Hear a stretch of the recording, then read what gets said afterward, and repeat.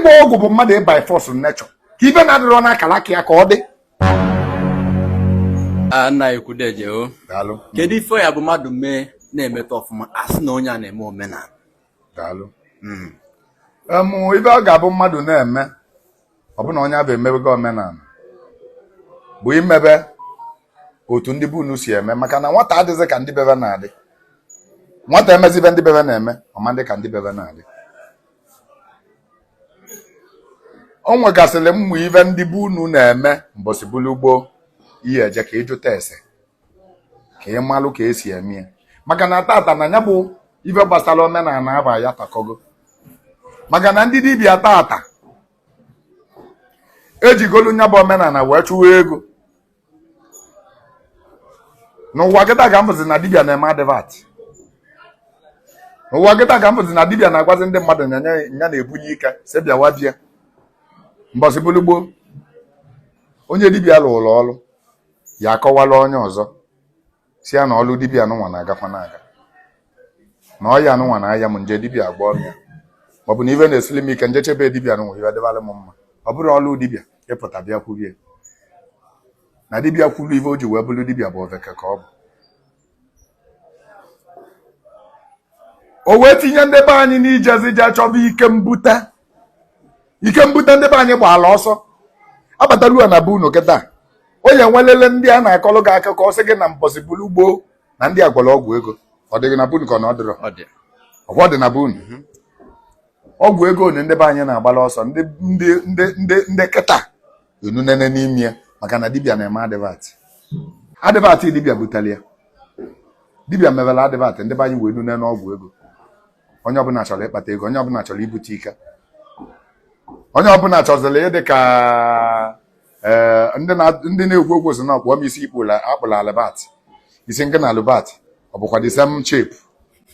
Maka na ọ bụ na isi nke na albat abụrụ the same shape, ọ nwere ka akpụọ gị isi akpụla albat ka o fit ya gị. Ọgwụ ego bụ ajọ ibe n'ala Igbo.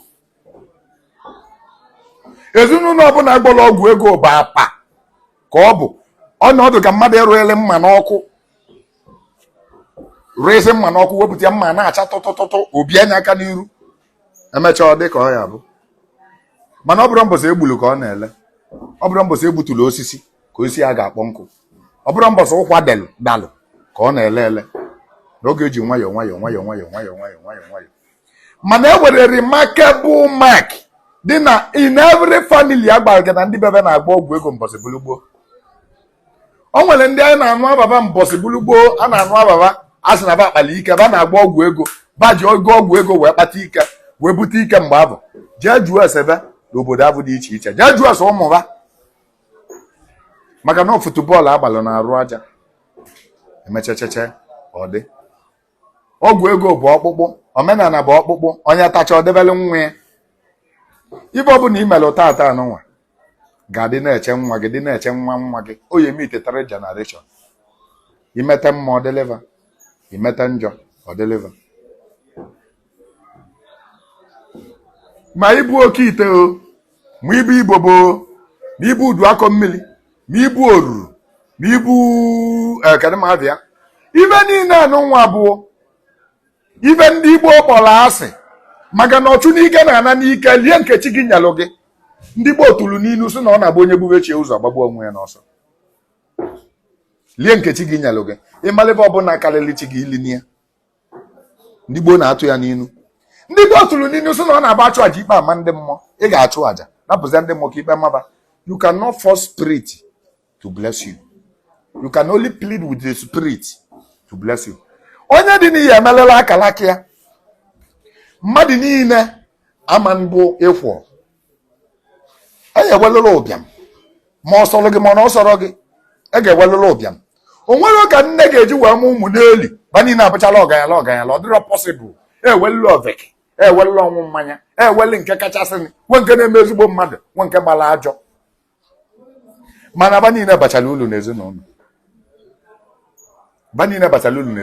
mana ụwa anyị nọzi tata onwezi achọla itesti nya bụ ụbịam. O nwere ndị bụ na nọ n'ụwa evivie kaba ya eji wee mee ike, nwa ndị bụ nọ n'ụwa mgbede kaba ya eji wee mee ike, nwa ndị bụ na bapụta ụtụtụ ga-eme itinye nya bụ ego, maka na 100 years anyị na-anọ n'ụwa n'ụwa na mmụọ ebe ọ bụ just a day. Onye ka ị na-agwa gị n'ụwa mgbede ka mma ma ije n'afọ afọ asị gị n'ụwa mgbede gị na ọya ka ụwa mgbede gị bụ na nka ya bụ ụwa mgbede. Uwe efie bụ na okolobịa gị ụfọdụ bụ 40 ụfọdụ 40 something ụfọdụ bụ 50 ụfọdụ bụ 30 bụ uwe efie. Uwe ụtụtụ bụ na onye amụrụ mụ na ego azị na nne na nna ya kpatara ego amụ onye amụ na ya n'ego ya bụ onye esoli ụzọ ahụ wee gaba. Mana ndị ndị ga-anọzi uwe efie achọghịzi ichela oge nkebe maka na onye ọbụla were oge chi ya deelie.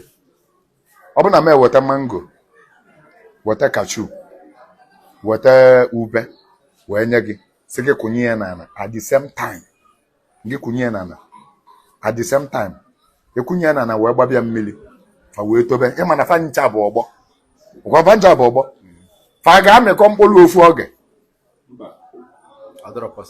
Gịnị mere na fa ncha ma mmịkọ n'ofu oge? Ọ bụrụ ofu isi. Afancha bụrụ ofu isi na fa wechala oge. Yes. Maka na ọ bụrụ oge kachu ji amị ka mango ga-eji wee mị. Ma ọ bụrụ oge mango ji amị ka ụdala ji amị. Ụdala bụ ga-echelụ ndị otu ya. O nwere ike ese ndị ọzọ eto ga akaba amịba ka nya bido kedana nya aka ga arụ ka nya bido mịba. Ebe ọ bụ na mango amịbago na amịkọ nya na akụkọ nya na mango ọnụ ka nya bido mịba. Kedu ife o gosi? Ife o gosi bụ na this is a law of nature. Even if you don't believe in that to Chukwu Okike Abịamma, even if you don't believe in tradition, this is law of nature. Ịgba ọgwụ na ọdụ ka nya bụ mango ese ka nya meba maka na ube amebago. Ịgba ọgwụ na ọdụ ka nya bụ mango ka ọ sị na ndị ọzọ eteka ka eva meba ka ndị otu ya bụ mango ibie na oteka ka va meba kịta nụ nwanya aka ga arụ ka nya meba ka nya na meze ndị ọzọ mebezaza alụsobi ya na nya ma nchegbu mmufa. Onye ọbụla chere oge echi ya. Onye ọbụla na-abịa ụwa anụnwa were ibe ọkata na akalaka.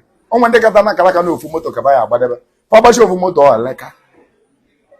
Onwe ndị kata na akalaka na ba mma moto chaa chaa mgbozi ọbụla ba go moto ba anwụrụ. Onwe ndị kata na akalaka na ba ma nlụ ụlọ ba ya ebi na nke mmadụ ụlọ. Ọ dị adị mmadụ niile kpọrọ ịkwọ kada ya ga-alụlụ gị ụlọ ya abụghị bricklayer kada ya asalị gị moto onye abụghị mekaniki kodo ya ekpolu gị aja kodo ya echulu gị mmiri mmadụ niile abụrụ ịkwọ. Nwe ogbenye ọnụ ntụ nwe ọgaranya ngadanga